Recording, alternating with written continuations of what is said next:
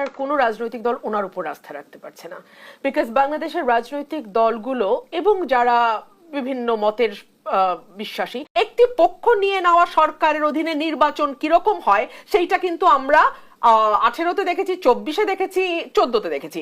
So পক্ষ নিয়ে নেওয়া কোনো সরকারের অধীনে বাংলাদেশের কোনো রাজনৈতিক দল নির্বাচন করতে চাইবে বলে আমার মনে হয় না।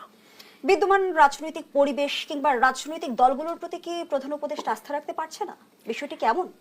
উনি আস্থা রাখতে পারছেন কি পারছেন না জানি না, কিন্তু ওনার এই বক্তব্যের পরে বাংলাদেশের আর কোনো রাজনৈতিক দল ওনার উপর আস্থা রাখতে পারছে না, বিকজ বাংলাদেশের রাজনৈতিক দলগুলো এবং যারা বিভিন্ন মতের বিশ্বাসী তারা সকলেই কিন্তু আশা করেছিল ডক্টর মোহাম্মদ ইউনূস কোনো রাজনৈতিক দল গোষ্ঠী মতাদর্শের প্রতি তার কিছুটা বায়াসনেস বা কিছুটা ঝুঁকে থাকা, এটা কোনো রাজনৈতিক দল বা কোনো মতের মানুষই এটাকে ভালোভাবে নেবে না, বিকজ তার ইমেজটা এমন ছিল এবং তাকে এই কারণেই নির্বাচিত করা হয়েছে বা সিলেক্ট করা হয়েছে যে ওনার একটা আন্তর্জাতিক খ্যাতি আছে। উনি কোনোদিন বাংলাদেশের কোনো রাজনীতির সঙ্গে যুক্ত ছিলেন না এবং তিনি ভবিষ্যতেও বাংলাদেশে আর কোনোদিন, যতদিন ওনার মানে বেঁচে আছেন, উনি কোনো রাজনীতির সঙ্গে যুক্ত হবেন না বলেই কিন্তু আমরা এতদিন ওনার কাছ থেকে শুনে এসেছি। কিন্তু আমি যখন ফিনান্সিয়াল টাইমসে ওনার ইন্টারভিউটা দেখলাম, আমি দেখলাম উনি বলছেন যে উনি স্টুডেন্টদেরকে উৎসাহিত করছেন রাজনৈতিক দল করবার।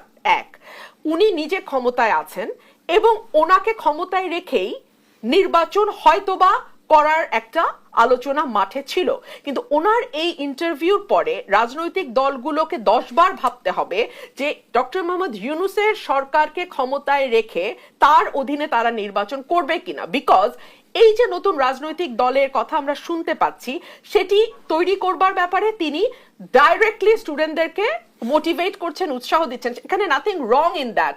কিন্তু যখন আপনি তাকে মোটিভেট করবেন, উৎসাহ দিবেন, তখন ওই দলের সঙ্গে আপনার একটি সম্পৃক্ততা খুব স্পষ্ট হয়ে যাবে।